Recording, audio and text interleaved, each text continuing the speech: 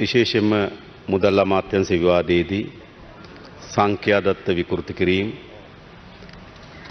සහ ඉටු නොවන ඉලක්කයන් කාලාන්තරය තිස්සේ අයවැය ලේඛනය පිළිබඳව අයවැය ලේඛන ඉදිරිපත් කරනකොට ඉදිරිපත් කරන ලද බලාපොරොත්තු පිළිබඳ බොහෝ කරුණු කියන්න තිබුණත් මා ඒ පිළිබඳව අවධානය යොමු කරන්නේ නැහැ.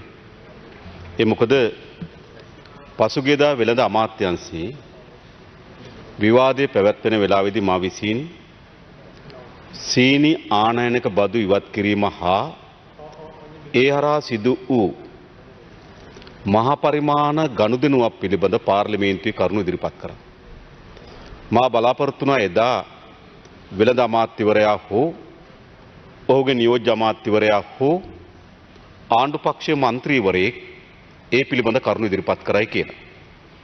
ඒ මොකද මේ මොහොතේ මෙම බොක්ස් එකේ කූඩුවේ සතොස සභාපති නුසාත් පෙරේරා හිටියා. ඔහුට හැකියාව තිබුණා මුදල් වෙළඳ අමාත්‍යවරයාට මා විසින් ඉදිරිපත් කළ කරුණු වැරදි නම් ඒ පිළිබඳ වෙළඳ අමාත්‍යවරයා හරහා මේ පාර්ලිමේන්තුව දැනුවත් කරා. ඒ වෙනුවට නුසාත් පෙරේරා මා පාර්ලිමේන්තුවේ කරුණු කිව්වාට පසුව ඔහු එළියට ගොස් මාධ්‍ය සාකච්ඡාවක් පවත්වා ඒට පිළිතුරු ලබා දී තිබෙනවා. මම නැවතත් මේ ආනයනික සීනි ගනුදෙනුව වෙළඳ අමාත්‍යාංශයට වගේම මුදල් අමාත්‍යාංශයේ සබඳතාවයක් තිබෙන නිසා අද එකින් එක මම මේ කරුණු ගැන මම කරුණු ඉදිරිපත් කරන්න. ගරු නියෝජ්‍ය කතානායකතුමනි, පසුගිය මැයි මාසයේ 23 වෙනිදා එතෙක් අපේ රටේ සීනි සඳහා කිලෝග්‍රෑමයකට තිබුණු රුපියල් 33 බද්ද රුපියල් 50 දක්වා වැඩි කරා. ඒ 50 දක්වා වැඩි කරනකොට ආණ්ඩුව විසින් ඉදිරිපත් කරපු කරුණු කීපයක් තිබුණා. එක, අපේ රටේ සීනි විශාල ප්‍රමාණයක් නීති විරෝධී මත්පැන් පෙරීම දක්වා යනවා. ඒ වැළැක්විය යුතුයි. දෙවෙනි කරුණ, අපේ රටේ සීනි කර්මාන්තය දියුණු කරන්න නම් මේ බද්ද පැනවිය යුතුයි. සැබවින්ම ඒ වගේම රට මුහුණ දී තිබෙන ඩොලර් හිගය ආනයන වියදම පාලනය කිරීම සඳහා මෙම බදු පැනවිය යුතුයි. එනිසා ආණ්ඩුව පහුගිය කාලේ පුරාවටම ආනයන වියදම් අවම කිරීම වෙනුවෙන් තීන්දුව ගනු ලැබුවා. සමහර භාණ්ඩ ආනයන සම්පූර්ණ නතර කරා. දැන් කහ වගේ එකක් ගත්තොත් ආනයන සම්පූර්ණ නතර කරා. වාහන ආනයනය ඒහා යැපුණු වෙළඳ ප්‍රජාවක් විශාල අසිරිතාවට පත් වී තිබියදිත් නතර කරා. සමහර භාණ්ඩවල ආනයන වැඩි කරා. ආනයන මේ බද්ද වැඩි කරා. සමහර භාණ්ඩවල යම් බලපත්‍ර ක්‍රමයක් හඳුන්වා දුන්නා භාණ්ඩ ආනයන කරන්න. නිසා ආණ්ඩුව ආර්ථික මේ අර්බුදයට ආණ්ඩුවේ පිළියම් බවට පත් වී තිබුණේ ආනයන බද්ද ආනයන පාලනය කිරීම සඳහා බදු ඉහළ නැන්වීම, ආනයන තහනම් කිරීම සහ යම් බලපත්‍ර ක්‍රමයක් හඳුන්වා දීම. එසේ තිබෙදී පහුගිය ඔක්තෝබර් මාසයේ 23 වෙනිදා පහුගිය ඔක්තෝබර් මාසයේ 13 වෙනිදා සීනි කිලෝග්‍රෑම් එකක් සඳහා මැයි මාසයේ 23 වෙනිදා රුපියල් 50 දක්වා වැඩි කරන ලද බද්ද 7.25 දක්වා අඩු කරා. එයි පැහැදිලි කරන්න ඕන ඇයි? ඒකට සියලු භාණ්ඩවල බදු වැඩි කර තිබියදී බොහෝ භාණ්ඩ ආනයන සීමාකම් කර තිබියදී සීනිවල බද්ද රුපියල් 50 ඉඳන් 7.25 දක්වා කියන බද්ද මුළුමනින්ම 5යි ඉවත් කරා. ඉවත් කරලා කිව්වා ජනාධිපති මාධ්‍ය ඒකකය අපේ රටේ අද බඩු මිල තීරණය කරන්න. ඔවුන් නිවේදනයක් නිකුත් කරලා කිව්වා අපේ රටේ සීනි කිලෝ එකක් රුපියල් 85යි කියලා. එතෙන් සිට එදා 13 වෙනිදා රාත්‍රියේ සිට සීනි කිලෝග්‍රෑම් එකක් රුපියල් 85යි, සැමන් රුපියල් 200යි, පරිප්පු වලට මිලක්, ලොකු නූල් වලට මිලක් නම් කරා. ඒ අනුව මා දැනගන්න කැමති ඒ සාකච්ඡාවට මුදල් අමාත්‍යතුමා කැමති සම්බන්ධ වුණාද කියලා. මේ බදු අඩු කිරීමේ සාකච්ඡාවට.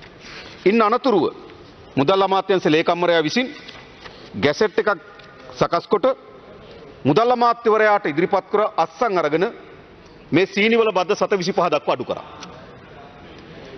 සීනිවල බද්ද 7.25 දක්වා අඩු කරනකට ගරු නියෝජ්‍ය කතානායකතුමනි, ඒ වෙනකොටත් පාරිභෝගික අධිකාරිය අර රුපියල් 50 බදු වලට යටත්ව කොච්චර සීනි ප්‍රමාණයක් ලංකාවට ගෙනලා තිබෙනවද කියලා ඒ තොග ආනයන කරන්න ගාවට කියලා සමීක්ෂණයක් කරා. ඒ සමීක්ෂණය කරනකොට මෙට්‍රික් ටොන් 90000ක් තිබුණා වෙළඳ ගබඩාවල. මෙට්‍රික් ටොන් 90000ක් තිබුණා රුපියල් 50ට බදු ගහලා ගෙන ආපු සීනි. එතකොට 14 වෙනිදා වෙනකොට මෙට්‍රික් ටොන් 90000ක් තිබෙනවා. හැබැයි ඒ සීනි කිලෝ එකට රුපියල් 50ක බද්දක් ගහලා. දැන් ආණ්ඩුව කියන රුපියල් 85ට සීනි දෙන්න කියලා. හැබැයි 50කම බද්දක් තිබුණා මෙට්‍රික් ටොන් 90000ක්. ඒ නිසා එතන වියවුලක් නිර්මාණය වුණා. ඒ නිසා කිසිසේත්ම 85ට සීනි දෙන්න බැරි වුණා. කොහෙවත් 85ට සීනි නේ අන්තිමේට සතොස රුපියල් 85ට කිලෝග්‍රෑම් එක ගානේ දෙන්න පටන් ගත්තා. බන්දුල ගුණවර්ධන වෙළඳ අමාත්‍යවරයා කිව්වා ගෙදරට මාසෙට සීනි කිලෝ එකක් ඇති කියලා. මෙහෙම නුනේ. ඊට පස්සේ ඊට පස්සේ ඔක්තෝබර් මාසේ 27 වෙනිදා නැවත නුසාත් පෙරේරත් මුදල් අමාත්‍යාංශයේ ආටිගල මහත්මයාත් ජනාධිපතිවරයාත් අතර සාකච්ඡාවක් පැවැත්වුණා. ඒ ආනයන කරුවන් අතර සාකච්ඡාවක් පැවැත්වුණා. ඒ සාකච්ඡාවේදී මේ අර්බුදය පෙන්වා දෙනු ලැබුවා. රුපියල් 50ට ගෙන ආපු සීනි තිබෙනවා. බද්දක් ගහලා ගෙන ආපු සීනි තිබෙනවා. 725 සීනි එමින් තිබෙනවා. දැන් මොකද්ද මේ අර්බුදය කියලා? ඒ අනුව එදා තීරණය කරා නැවත රුපියල් 40ක බද්දක් සීනි වලට පනවන්න. පහවදා වෙළඳ අමාත්‍යවරයා හම් වෙලා සාකච්ඡා කරා දැන් මේ 40 බද්ද පනවන්න. වෙළඳ අමාත්‍යවරයා විසින් පෙන්වා දෙන්න ලැබුවා ඒ වෙළඳ බද්දක් ගැහුවට පස්සේ මාසයක් යනකම් වෙනස් කරන්න බෑ කියලා. දැන් මේ 725 බද්ද ඔක්තෝබර් මාසේ 13 වෙනිදා ගැහුවේ නොවැම්බර් මාසේ 13 වෙනිදා දක්වා වෙනස් කරන්න බෑ. ඊට පස්සේ වෙළඳ අමාත්‍යාංශය තීරණයක් ගත්තා ආනයන අපනයන පාලක හරහා වරායෙන් සීනු නිකුත් කිරීම සඳහා බලපත්‍ර ක්‍රමයක් හඳුන්වා දෙන්න ලයිසන් එකක් හඳුන්වා දෙන්න. ඒ ලයිසන් එක හරහා සිද්ධ වෙච්ච දේ තමයි අර 725 බද්දට ගෙන ආපු සීනි ඔක්තෝබර් මාසයේ 30 සිට නොවැම්බර් මාසයේ 22 දක්වා වරායෙන් නිකුත් කරන්න දුන්නේ නැහැ. ඊට පස්සේ ආණ්ඩුව කිව්වා නොවැම්බර් මාසේ 13 වෙනිදාගෙන් පස්සේ නැවත 40 බද්ද ගහනවා කියලා. හැබැයි 40 බද්ද ගැහුවේ නැහැ. නොවැම්බර් මාසේ 22 වෙනිදාගෙන් පස්සේ නැවත බලපත්‍ර හරහා බද්ද 725ට සීනි ආවා. ඕකයි කතාව. මේ කතාවේ ගනුදෙනුව කොහොමද සිදු වී තිබෙන්නේ? ගරු නියෝජ්‍ය කතානායකතුමනි මේ සතොස නිසාඩ් පෙරේරාගේ සම්බන්ධය කුමක්ද? ඔහු ඔබ දන්නවා. වෙළඳ අමාත්‍යවරයාට ජනාධිපතිවරයා හම්බෙන්න බෑ. හැබැයි ඔහු ජනාධිපතිවරයාගේ වියත් මගේ කවේ කෙනෙක්. තීන්දුව ගන්න ඒගොල්ලෝ. එයා අමාත්‍ය මණ්ඩලෙ හිටියට. ඊළඟ දැන් මේ රුපියල් 85ට සීනි දෙන්න කියලා තිබේදී. සතොස ඔක්තෝබර් මාසේ 13 වෙනිදා මෙට්‍රික් ටොන් 700ක් ගන්නවා රුපියල් 127.49ට. 127.49ට අරගෙන සතොස 85ට සීනි දෙනවා. ඔක්තෝබර් මාසේ 15 වෙනිදා මෙට්‍රික් ටොන් 700ක් ගන්නවා 121.50ට. 121.50ට සතොස සීනි අරගෙන 85ට පාරිභෝගිකයන්ට දෙනවා. ඔක්තෝබර් මාසේ 20 වෙනිදා මෙට්‍රික් ටොන් 750ක් ගන්නවා රුපියල් 92ට. සජාස් මෞසින්ගේ සංගිලා අයිති සමාගමේ සභාපතිවරයාගේ. ඒ වගේම ඔක්තෝබර් මාසේ 22 වෙනිදා මෙට්‍රික් ටොන් 600ක් ගන්නවා රුපියල් 110ට සතොස. දැන් බදු අඩු කරලා සීනි දෙන්න කියන රුපියල් 85ට. 85ට සීනි දෙන්න නම් කරු නියෝජ්‍ය කතානායකතුමනි තොග මිලදී ගන්න ඕන අඩුම තරමේ 80ටවත්. හැබැයි 80ට ගන්න ඕන සීනි 121කට සභාපතිවරයා ගන්නවා. 124 ගන්නවා. 110ට ගන්නවා. අරගෙන 85ට සතොස්සේ දෙනවා. මේ කොහොමද වෙන්නේ? ආණ්ඩුව පාලන මිල 85යි කියනවා. හැබැයි සතොස්ස මිලදී ගන්න 121කට. ආණ්ඩුව පාලන මිල 85යි කියනවා. සතොස්ස මිලදී ගන්න 127.50ට. කොහොමද වෙන්නේ? ඒ විතරක් නෙවෙයි. ඊට පස්සේ ලංකාවේ අවුරුදු 30කින් ලංකාවට සීනි නැවක් ඇවිල්ලා නැහැ. හැබැයි පහුගිය නොවැම්බර් මාසයේ 2 වෙනිදා සීනි නැවක් ආවා. පහුගිය නොවැම්බර් මාසයේ 2 වෙනිදා සීනි නැවක් ආවා. සීනි මෙට්‍රික් ටොන් 26000ක. කවුද ගෙනාවේ? සජාත් මෞසින්. 725 බද්දට සීනි මෙට්‍රික් ටොන් 26000ක් ආවා. ඒ විතරක් නෙවෙයි ගරු නියෝජ්‍ය කතානායකතුමනි. ඔවුන් 725 බද්දට මේ වෙනකොට සීනි මෙට්‍රික් ටන් 37000ක් ගෙනලා තිබෙනවා. මේ 12 වෙනිදා තවත් මෙට්‍රික් ටන් 22500ක සීනි නමක් වරායට එනවා. සජාත් මෞසින්ගේ විල්මා ට්‍රේඩින් කම්පැනි එකෙන් ගෙනන සීනි.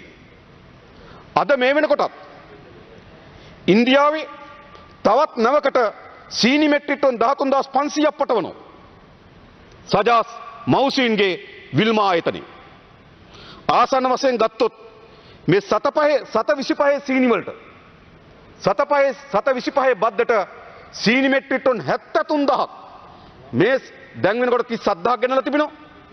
තව 38000ක් තව 38000ක් ආසන්න වශයෙන් ගත්තොත් මේ 12 වෙනිදා 22500ක් එනවා. තව ප්‍රමාණයක් තව සතියකින් එනවා. දැන් මේ 725 බද්ද හොඳයි. තමුන්නාන්සලා හිතුවා පාරිභෝගිකයන්ට අඩු මිලට සීනි දෙන්න ඕන කියලා. දැන් අඩු මිලට සීනි දෙනවද? රුපියල් 85ට සීනි තියෙන්නේ කොහෙද? සතොසේ රුපියල් 85ට කිලෝ එකක් දෙනවා. හැබැයි 124 ගත්තු සීනි 120කට ගත්තු සීනි 110ට ගත්තු සීනි දැන් රුපියල් 50 බද්ද අඩු වුණාම එහෙනම් සීනි කිලෝග්‍රෑම් එක රුපියල් 135 තිබ්බා. රුපියල් 50 බද්ද අඩු වුණාම සීනි කිලෝ එක රුපියල් 85ට දෙන්න පුළුවන් වෙන්න ඕන.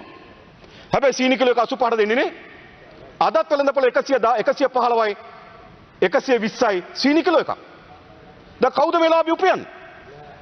දැන් ආටිකල කලබලේ ගිහිල්ලා මුදල් අමාත්‍ය සිලකම්වරයා මහින්ද රාජපක්ෂ අග්‍රාමාත්‍යවරයාගේ මේ ගැසට් එකකින් බයල මුදල් අමාත්‍යවරයා හැටියට උහුරු තිබෙන්නේ මේ අස්සන ගන්නකොට රුපියල් 85ට සීනි දබා දීම සඳහා තිබෙන වැඩපිළිවෙල මොකද්ද?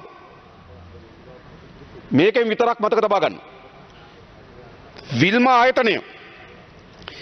ආයතනය මෙට්‍රික් ටන් 73000කට 73000 වැඩි කිරීම 50 වැඩි කිරීම 1000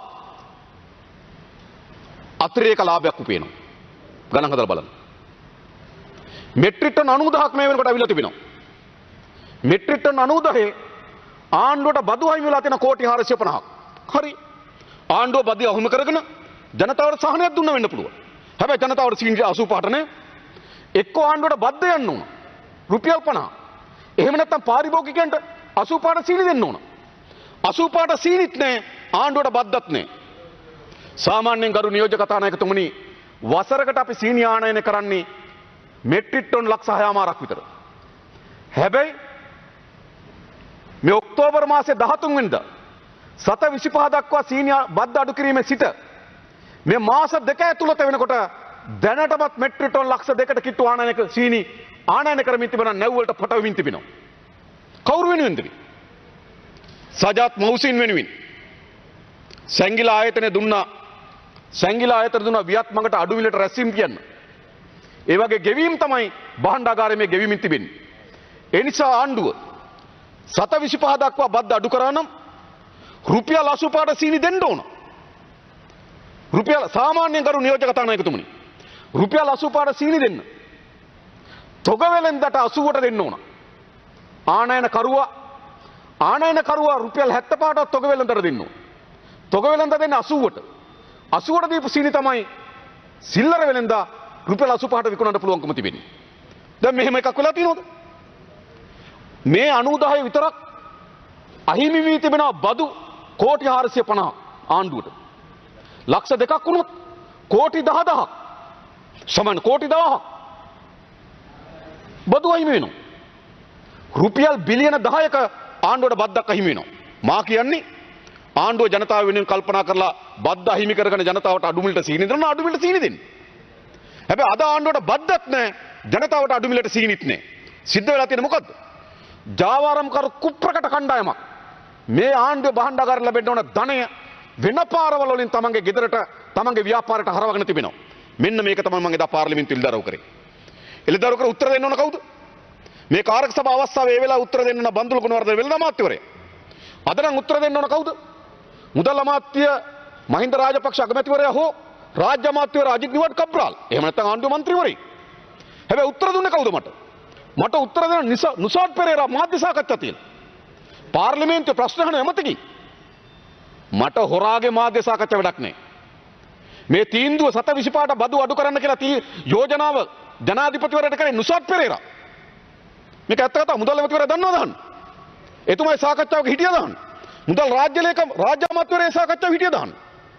මේ මුදල් අමාත්‍යවරු සාකච්ඡාව හිටිය නිකන් රූකඩ තීන්දුව ගත්තේ නුසාත් පෙරේරා ජනාධිපතිවරයායි තව නිලධාරි දෙන්නෙකුයි. දැන් ඒ නිසා මේ කෝටි බිලියන 10කට ආසන්න ප්‍රමාණයක් බදු අහිමි වෙනවා මේ මාස දෙක ඇතුළත. මම අහන්නේ එකයි නැවත තමුන්නාන්සලගේ. සියලු භාණ්ඩවල බදු වැඩි කරනකොට, සමහර භාණ්ඩ ආනයන සීමා කරනකොට, සමහර භාණ්ඩ ආනයන නතර කරනකොට වාහන ගේන්න දෙන්නේ නැහැ, කහකුඩු ගේන්න දෙන්නේ නැහැ, මොටර් සයිකල් ගේන්න දෙන්නේ නැහැ, සුවඳ විලවුන් වර්ග ගේන්න දෙන්නේ නැහැ. සමහර භාණ්ඩවල බදු වැඩි කර, සමහර භාණ්ඩවල බලපත්‍ර ඉල්ලුවා. හැබැයි ඔක්කොම අස්සේ සීනි විතරක් 725ට අඩු කරේ යයි බද්ද. පැහැදිලි කරන්න. ඔක්කොම අස්සේ සීනි අඩු කරේ. පැහැදිලි කරන්න. අඩු කරේ මේ ගනුදෙනුවට. ඒ නිසා මේ ගනුදෙනුව මා දැක්ක ඊයේ ජනාධිපතිවරයා දූෂණ විරෝධී දිනේදී ප්‍රකාශ කළ තිබුණා අපේ රටේ දූෂණ ජනතාව අපේ රටේ සිදුවන දූෂණ ජනතාව ඉවසන්නේ නැහැ කියලා. අන්න ඉවසන්න බැරි එකේ කෝපය තමයි මේ ප්‍රකාශ කරන්නේ මතක තබා ගන්න. ඔහු දූෂණයට අනුබල දෙමින්, ඔහු දූෂිතය රැකවරණය කරමින්, දූෂණය සඳහා ඉඩකඩ ලබන තීන්දුව తీරන ගැනීම සඳහා ජනාධිපතිවරයා මැදිහත් වෙමින් දූෂණ විරෝධී දිනේදී කියනවා දූෂණයට ජනතාව විරුද්ධයි කියලා. හොඳයි ඒක දැනගෙන ඉන්න එක. මම එතුමට කියන්නේ. ඒ වගේම ඊළඟ ගනුදෙනුව කොහොම සිද්ධ වෙන්නේ? ඊළඟ එක තමයි මහජන උපයෝගිතා කොමිසම අහෝසි කිරීම. මහජන උපයෝගිතා කොමිසම කොහොමද අහෝසි කරන්නේ? ජනාධිපති ලේකම් පී.බී. ජයසුන්දර 2010 දෙසැම්බර් මාසේ 1 වෙනිදා මුදල් අමාත්‍යාංශයේ ආටිගල මහත්මයාට එවන මේ ලිපිය මම ඒක හැන්සාඩ් කරන්න කියලා ඉල්ලා සිටිනවා ගරු නියෝජ්‍ය කතානායකතුමනි. ලිපිය අරලා කියන්නේ මොකද්ද? අකර්මණ්‍ය කරන්න කියනවා මහජන උපයෝගිතා කොමිසම. ජනාධිපති ලේකම්වරයෙකුට එහි මුදල් අමාත්‍යාංශයේ ලේකම්වරයා ආටිගල මහත්මයාට ලියුම් අරලා මහජන උපයෝගිතා කොමිසම අඩාල කරන්න පුළුවන්. මන්ත්‍රීතුමා තව විනාඩි 2යි. ඒක මේ පාර්ලිමේන්තුවෙන් ස්ථාපිත කරලාද? එය මේ පාර්ලිමේන්තුවෙන් ස්ථාපිත කරලාද? පනතකින් ස්ථාපිත කරලාද ආයතනයක්? ගරු නියෝජ්‍ය කතානායකතුමනි, පහුගිය ආණ්ඩුවේ රවි කරුණානායක බාජ් එකක් ගේන්න හැදුවා මෙගාවොට් 200ක. මේ බාජ් එක ගෙනලා ගිවිසුමක් අත්සන් කරන්න හැදුවා විදුලිය මිලදී ගැනීම ඒකකයක් රුපියල් 26ට. කැබිනට් මණ්ඩලය අනුමත කරා. කැබිනට් පත්‍රක 7ක් සම්මත කරා ඒක මිලදී ගන්න. හැබැයි මහජන උපයෝගිතා කොමිසම කිව්වා මේක රටට බරක්. රවි කරුණානායකව විශාල නියගයක් එනවා. ජල හිගයක් ඇති වෙනවා. විදුලියේ විශාල අර්බුදයක් නිර්මාණය වෙනවා. ඒ නිසා මේ බාජ් එක ගෙනලා එකක් කොළඹ වරායේ මෙගාවොට් 200ක් අනිත් එක ගාලු වරායේ මෙගාවොට් 200ක් ස්ථාපිත කරන්න ඕන කිව්වා. කැබිනට් මණ්ඩලය අනුමැතිය දුන්නා. හැබැයි මහජන උපයෝගිතා කොමිසම මේක නතර කරා.